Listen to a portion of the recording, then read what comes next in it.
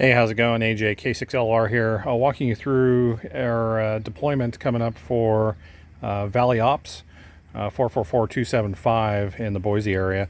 Thought I'd put together a video for you guys rather than a procedure, just so you can visually see what all is going on here, and then put everything together for you so that you know exactly how everything's supposed to look.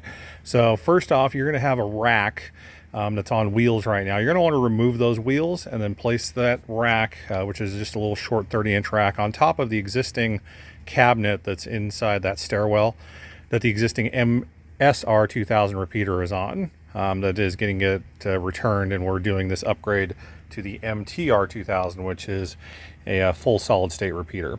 The major components that you're going to need is obviously the MTR2000 repeater, the power cord for it.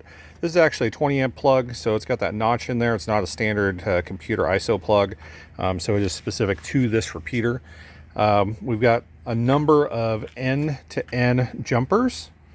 These are RG400, not LMR 400s. These are double shielded, designed for what we're going to use them for. We've got the Trip Light surge suppressor. This one's rack mounted, and it's got a fairly long cord on it. We do have the child protection plugs on the front hand side of it, really to just discourage people from plugging stuff into this gear. There's other plugs that they can plug into up there, just to keep it from popping if they plug something crazy into it. I am going to include some longer 10-foot RG400 jumpers just in case things don't quite line up. Otherwise, we're going to want to use these 3-footers just to try to minimize the signal loss as we go. We're going to have the OCI Bandpass filter. This is going to go on the receiver side of the RF chain, and it really just kind of knocks down all of the out-of-band garbage hitting the receiver, so it'll be as selective as possible. We're going to include the Sinclair duplexer, and we'll get some labels on here, but just know that the antenna is going to go into the polyphaser lightning protector. I'm not sure if we have one in place yet or not, but these are labeled which way goes the antenna, which way goes the equipment. High pass is going to be the receiver, so that's going to go from receiver to here to our bandpass filter. Low pass is the output of the repeater, and that's directly to the transmitter. We've got our jumpers, again 3-foot end to end. And then I've got 2 things I'm going to really, probably 3 or 4 items that are just kind of verification test gear that need to come back to me. One is our telewave watt meter. That's just to verify where we're at as far as power output's concerned. We've got some jumpers for it because it uses PL259s. So we've got PL259 to N jumpers to put that in line. And then Big Bertha here is my big dummy load, and this thing's rated for like 0.5 kilowatt, so should be plenty for what we're using it for. So first off, what we're going to start with is our RF chain. So our first jumper, I guess I got ahead of myself there. So the way that the rack will lay out, I'm going to go ahead and send you guys kind of what we have in mind. So you should have all the screws already for the rack mount from when we removed it from the old site. I am going to include some longer screws just for the thickness of this bracket here, just so that everything stays in place. Now, something you may consider, so you don't want to have anything immediately below or above this because it is a 100-watt repeater, but you can place this towards the bottom of the rack, the repeater itself, and then stack things above it that are lighter in weight. This thing weighs almost 30 pounds by itself because it's just one big giant heat sink. So just keep that in mind. Mix and match. Just make sure you take pictures and let me know what you've got when you leave, just so we can update our as-built documentation. So we're going to start on the transmitter chain, and the transmitter chain is the easiest one here. So it's labeled on the side here. If you can see that, I'll make sure I try to get a better label on there. So we're going to take one of our 3-foot jumpers or our 10-foot jumpers, depending upon how you have to connect everything up.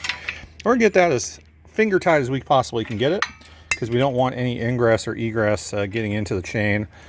And that's the 444 output, which is our low pass. So that's going to plug directly into the low pass on the duplexer. So that bypasses our bandpass filter, because the bandpass filter is really just there to help us out for the receiver. Now there is a harmonic filter that's in line on the existing repeater. You should be able to remove that and move that right over to this side, coming off of the repeater, which will basically just keep us from interfering with our friends up at 800 megahertz, the second or the first harmonic. Okay, so now we're going to move on to the receiver chain. So we've got our next jumper. Now I am including a rack mount shelf that you can place this bandpass filter on, because there's not really any other good place to put it. That's what we've done up at our North Command North Ops site. So that should work fairly well for you. So the receiver comes straight out the back, and we're gonna get that again as finger tight as we can get it. And then that's gonna go directly into our OCI bandpass filter. Now again, being bandpass, there's no in and out on this. They both function the same way. So we just have to put it in line one way or another. And that'll get us what we're trying to accomplish. Okay, and then on the output of that, gotta love my slippers there. The flies are absolutely horrendous this time of year. Okay, we're going to get another 3-foot end-to-end jumper and bring that up into the high pass 449 port on the duplexer. Perfect. Okay, and now this depends on if there's a polyphaser already in place at that side or not. I don't have as-built documentation, but we need to have one there either way. I am including in the box, there's some basic hardware on how to get that tied into that 1/4-inch hole to the grounding that we have. I know we do have ground inside the building. I'm just not sure if we're tied into it right now. So we're going to take another end-to-end. Now I know the hard line ends up at the ceiling on the conduit route, and then we've got a pretty long 10-foot jumper that's going from the conduit, or from the end of the 1/2-inch heliax down to the existing repeater. So if we can use shorter jumpers, by all means do so. That's going to help us out with our overall power loss and signal loss onto the input. Okay, so we've got our jumper here, and you guys will make this all nice and clean. I promise it'll be easier with the rack. I'm just kind of giving you just kind of demonstration of how everything connects. So that's going to go into our equipment port on the polyphaser. Again, it should be labeled on the one. If there is one there, it's going to be labeled as such. Okay, and now we're going to break out our watt meter, because the watt meter is going to be the last thing that we're going to use to both verify the antenna is good and make sure we've got good antenna output. Okay, so we're going to take our first N2 PL259 jumper, and this is actually labeled on the side. So antenna, and then the other one's equipment. So on the left-hand side, as you're looking at it from the face, and we're going to plug that one in here. And then we're going to plug it into the antenna port on the polyphaser. So this way we're verifying everything that we're putting in place. All of our losses are all adding up in order to verify that we're good to go. And then again, another PL259 to N. And this one is going to go up to the hard line, or in our case, it's going to go directly into the dummy load, and we're going to start there just to verify we've got power output on everything. So to recap, we've got the repeater. The repeater power is going to plug into the trip light, which is our surge suppressor. We're going to have an end-to-end jumper that goes from the transmitter directly to the low pass on the duplexer. We're going to have an end-to-end jumper that's coming off the receiver, which comes straight out, which is going to go into our bandpass filter. Bandpass filter goes up into the high pass on the duplexer. Our antenna output, which is the center port on the duplexer, is going to work its way to our lightning arrestor, which is our polyphaser. And then from there, that would, when we're done, go directly up to the hard line that goes to the antenna outside. For the time being, we're going to have our telewave watt meter in line going to our dummy load. So If there's questions there, go ahead and rewind this video and we can go from there. So the last thing that we want to do is plug in power. And power, if you can see upside down, is on the left-hand side, shooting straight out the back. And we're going to plug that in. Okay, perfect. And then that is going to plug into the back of our trip light. So we're trying to keep everything clean along the back. There is a door over the power switch, so make sure this is the last thing you do after you verify that everything is hooked up. And then we're going to grab our radio. Grab our radio. And today we're using the trusty Baofeng because batteries are dead on pretty much everything else today. So we're going to put that right there. So we've got monitoring, and we're going to plug this into the power in the wall. And then when we're completely clear, everyone's happy that everything's connected, then we're going to flip the master power switch. And then we've got lights on the front of the repeater. And the one that we're looking for is the far left-hand side one, the bell, and that's going to be a solid green when everything is booted up. So we got red right now, red, now dark, and now I believe we are green. Kind of hard to tell. Yep, we're green. Okay, so just so you know what the buttons or what the lights are on the front of this, it's this is our power and boot. This is our receiver. So the one with the antenna, that's the receiver side. F is for fail-safe.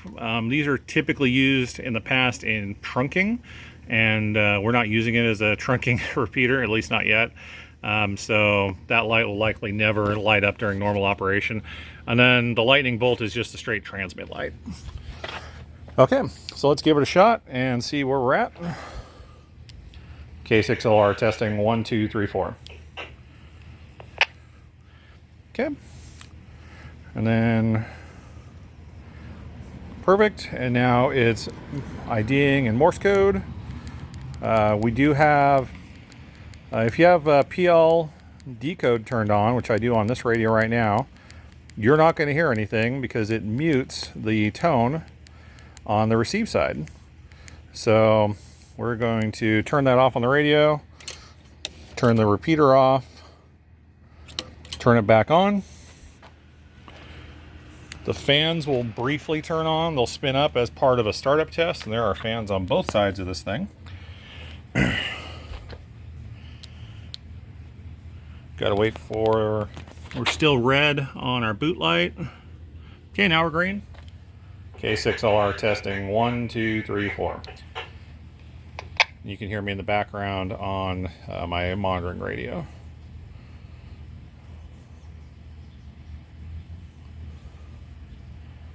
And apparently I did not get receive tone turned off. Menu, exit. Okay, off and on. My bad, Baofeng strikes again. Try that again. So this is kind of the component flow. So we've got the repeater, it needs power, receiver and transmitter. It works its way through the filtering. We work through our lightning protection, and we go out to our antenna. So just kind of trace things back. If something's not working, follow your steps back, disconnect everything back to step 1, and go one step at a time. Okay, I think we're ready to go. K6LR testing 1, 2, 3, 4. Okay, and we got 1 second hang time turned on there right now, and we should hear our CWID here in a second. There it is. W7VWR slant R, so that falls in line with the rest of our repeaters. Excellent, so let's double check and see where we're at on our power output.